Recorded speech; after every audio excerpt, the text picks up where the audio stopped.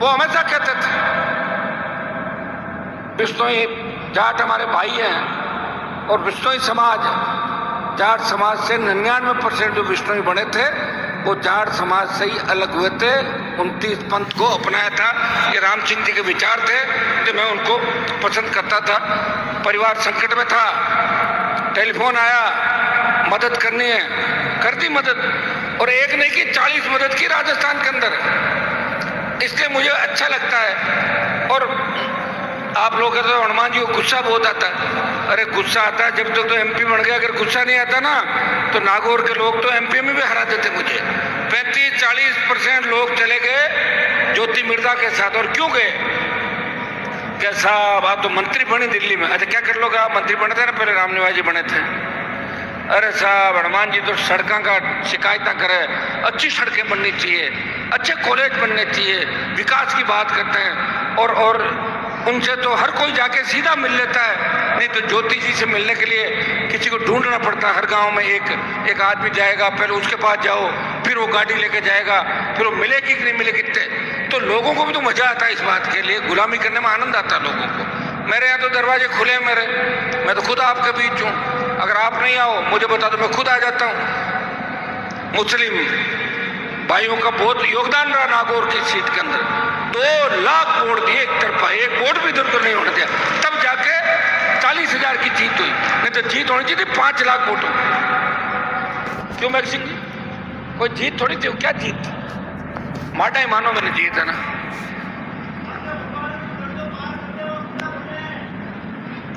एक सीट उठाई हो जी। तो भोपालगढ़ से तो जो और मजबूत होंगे उनको आप तो ये तय करो। अब 28 में आपको ये देखना है जो भी बोतल का चिन्ह लेकर आएगा वो हनुमान बेनीवाल है, ये तय करना है।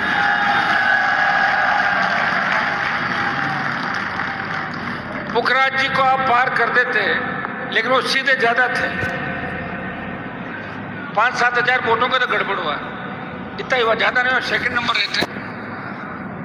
अपने आसपास की जो टीम है ना वो समझती नहीं कि आगे क्या होगा। छोटी सी बात पे लोग कैसे नाराज होंगे। मेरे से नाराज होते होते होते क्यों सर में 7-8 हजार तो हो ही गए भाई, हारी हो गए भाई। नाराज यहाँ कि साहब तो माने टाइम ही कौन दे हुए, मारे करने कौन रहे, 24 घंटा मारे करने ही रहे, घर ही बेटर है ना। तो फिर राज कैसे बनेगा? फ्यूचर में जाऊँ तो राज सरकार नहीं बनेगी भाई। कोई नहीं, हार गए तो हार गए। भगत सिंह जी ने कौन सा राज किया था? वो अगर सोच लेते कि मुझे प्रधानमंत्री बनना है तो फांसी में थोड़ी चढ़ते। भगत सिंह जी को पूछा था जब वो जेल के अंदर थे, जब भगत सिंह जी को फांसी की सजा सुनाई तो क्रांतिकारी जेल के अंदर घुस गए थे और सामने वाले बैरक से पत्थर पर लिख के कागज भेजा कि हम जेल तोड़ के आपको ले जा रहे हैं। तो भगत सिंह ने वापस क्या लिखा उसको सुनो आप लोग। भगत सिंह जी की उम्र 23 साल थी। भगत सिंह जी ने लिखा कि जेल तोड़ के मुझे ले जाओगे, देश के नौजवानों में जो उबाल है, जो भारत माता को आजादी दिलाना चाहते हैं, कहीं ऐसा नहीं हो वो मेरी फांसी के जो ऑर्डर हुआ है उसके बाद उबाल आया है, कहीं ऐसा नहीं हो मैं जेल से बाहर चला जाऊं और उबाल खत्म हो जाए और अंग्रेज फिर राज करे। इसलिए मुझे फांसी पे चढ़ना ही होगा, भारत माता मुझे पुकार रही है। हनुमान बेनीवाल से पहले बहुत से बड़े नेता है। वीर तेजाजी महाराज का मंदिर छोड़ के जयकारा भी नहीं लगा सकते। इससे बड़ा दुर्भाग्य हो सकता कभी? क्या 52 से लेकर 2008 तक चुनाव नहीं हुआ था? इसमें याद किया तेजाजी महाराज, मैंने याद किया। सारी चीजें मेरे पे डाल दो। मंदिर भी मुझे ही बनाना है, आपको सरकार भी बनानी है और वोट भी पूरे आप नहीं दोगे, मुझे हराना भी है। अब तो एक चीज का इंतजार करो, हनुमान जी की गोली कब लग जाए वो भी इंतजार कर लो, फिर बाद में रो लेना बैठ के। यही करोगे लास्ट के अंदर, ठीक है? फिर भी मैंने कहा हाँ कराऊंगा। तो उस गांव के अंदर जाट समाज के 60% वोट मेरे खिलाफ पड़ते होंगे, फिर भी जयकार लगा के वहां खड़ा रहता हूं। वहां तो झगड़ा इस बात का होता है कि हनुमान जी मेले में नहीं आने चाहिए। अब बताओ, मैं अगर ये बोल दूं कि मैं मेले में नहीं आऊंगा तो मेला भरेगा क्या? आप खुद ही बता दो, भरेगा? पहले भर दो नाटी की साइड में तालाब गए। मूर्खों को कौन समझे? 50 मूर्ख होते हैं, वो बैठ जाते हैं जिनको घर में कोई पूछता नहीं, अब उनको बना दिया, पंचायतें दे दी।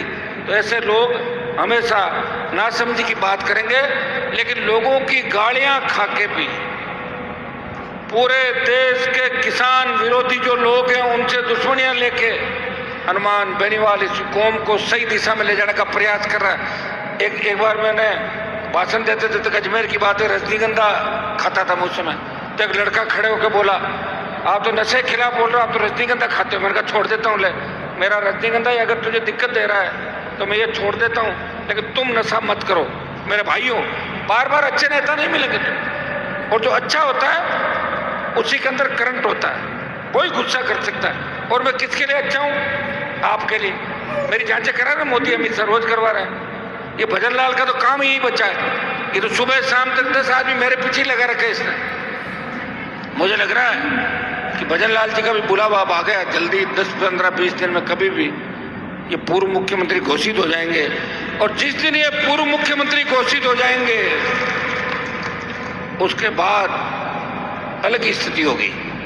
अब समझ लो क्या होगी, जान गए आप?